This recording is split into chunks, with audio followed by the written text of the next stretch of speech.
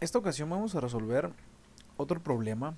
Este problema tiene como finalidad poner sobre la mesa que hemos estado tratando la resistencia al corte no drenada en problemas anteriores como un parámetro fundamental, un parámetro que solamente depende del suelo, pero en esta ocasión queremos o este problema busca que ver que la resistencia al corte no drenada también depende del esfuerzo que el suelo está experimentando, y ese esfuerzo que el suelo va a experimentar pues también está en función de la profundidad del mismo. No vamos a considerar un esfuerzo eh, constante.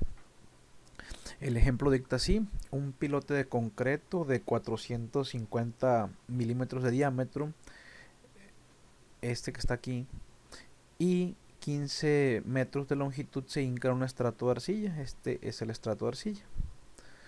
La resistencia al corte no drenada del suelo varía linealmente con la profundidad, de tal forma que la resistencia al corte no drenada de C sub U es 0.22 veces el esfuerzo vertical efectivo. Bueno, esta U de aquí no la lleva, es simplemente sigma prima Z. Bueno, determina la capacidad de carga admisible utilizando un análisis de esfuerzos totales, es decir, un análisis de corto plazo. Nos dan el factor de seguridad de 2 y el peso específico saturado del suelo de 17 kilonewtons por metro cúbico. El nivel de aguas freáticas lo tenemos en la superficie. Quiero comenzar explicando por qué la resistencia al corte no drenada del suelo no es la misma en todo el desarrollo del estrato de suelo. Vamos a comenzar para explicar eso plasmando un plano Moore-Coulomb en el que tenemos el esfuerzo eh, axial o esfuerzo normal en el eje de las abscisas y el esfuerzo cortante en las ordenadas, como todo plano Moore-Coulomb.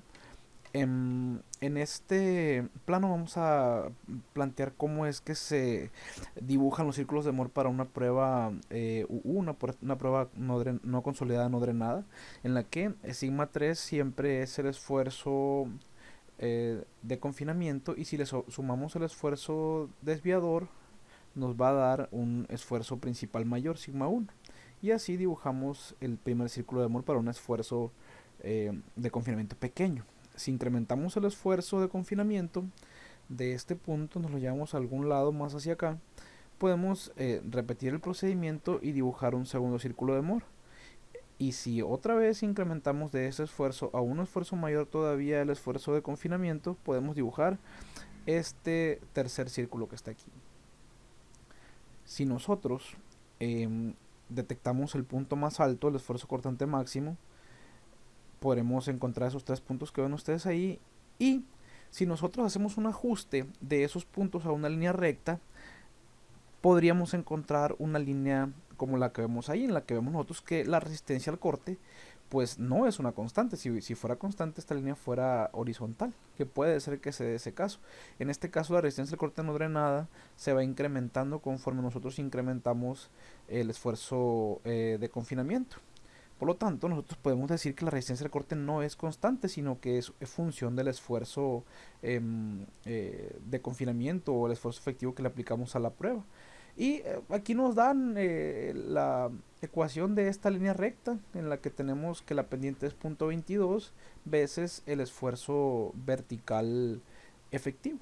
Con esta ecuación que tenemos aquí, nosotros vamos a ir a tratar de resolver el problema para un análisis de esfuerzos totales. Entonces, la resistencia al corte no drenada está dada por la siguiente expresión, en la que depende del esfuerzo vertical efectivo en el estrato de arcilla. El esfuerzo vertical efectivo, como lo sabemos nosotros, es restarle al esfuerzo total la presión de poro. El esfuerzo total es el que da la masa de suelo, el peso específico de la masa por la profundidad Z, como cualquier presión hidrostática. Y la presión de poro sí es la presión hidrostática, el peso específico del agua por la profundidad. Factorizamos el valor de la profundidad y nos queda que el esfuerzo vertical efectivo es la diferencia entre el peso específico de la masa menos el peso específico del agua, o sea, el peso específico del suelo menos el peso específico del agua. En este caso nos dan el dato del peso específico del suelo, que son 17 kilonewtons por metro cúbico, menos el peso específico del agua, que son 9.8 kilonewtons por metro cúbico. Esta será la expresión 7.2 por la profundidad, nos va a dar el esfuerzo vertical efectivo. En este caso, el esfuerzo vertical efectivo, como recordamos, nosotros lo buscamos siempre al centro del pilote. En este caso el pilote mide 15 metros, nos dice acá arriba, y lo vamos a hacer a 7 metros y medio, que será la mitad. Haciendo esta multiplicación nos da que el esfuerzo vertical efectivo son 54 kilopascales al centro del pilote. Y como sabemos nosotros, la resistencia al corte no drenada es 0.22 veces este esfuerzo vertical efectivo, que eran 54, o sea 0.22 por 54 nos da 11.88 kilopascales.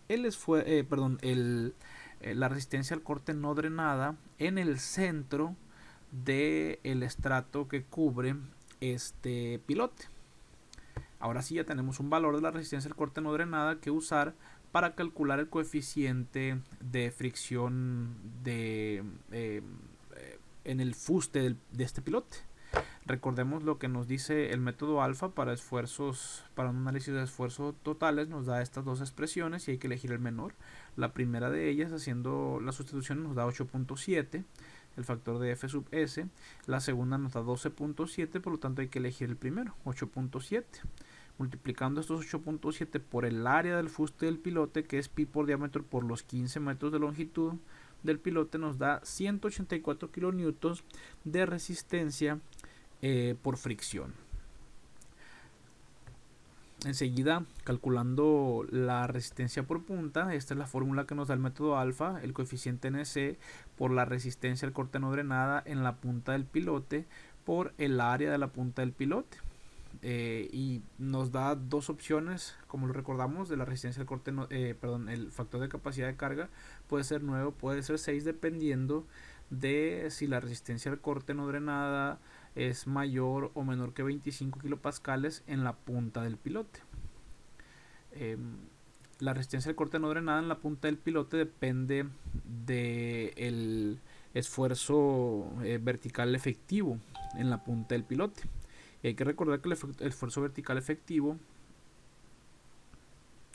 lo habíamos encontrado anteriormente, es esta función, 7.2 veces la profundidad. Así que vamos a multiplicar 7.2 veces por la profundidad de la punta del pilote, que son 15 metros, nos da 108 kilopascales. Es el esfuerzo vertical efectivo. Y la resistencia al corte no drenada, nos la daban aquí al principio, depende de ese esfuerzo vertical efectivo, de tal forma que es 0.22 veces estos 108 kilopascales. La resistencia al corte no drenada son 23.8 kilopascales, es decir, menor que 25 kilopascales, por lo tanto el factor de capacidad de carga que vamos a utilizar es 6. Ya tenemos tanto el factor de capacidad de carga 6 como la resistencia al corte no drenada, que son 23.8, como el área de la punta del pilote, que es pi por diámetro cuadrado sobre 4. Nos da 23 kilonewtons la resistencia de este pilote por punta. La suma de ambas resistencias, tanto por fricción como por punta, nos da 207 kilonewtons, que será la carga de falla, la carga última. Y como nos preguntan la carga admisible simplemente hay que dividir estos 207 entre un factor de seguridad que nos dan al principio, que es de 2, y son 104 kilonewtons. Esta es la carga admisible de este pilote.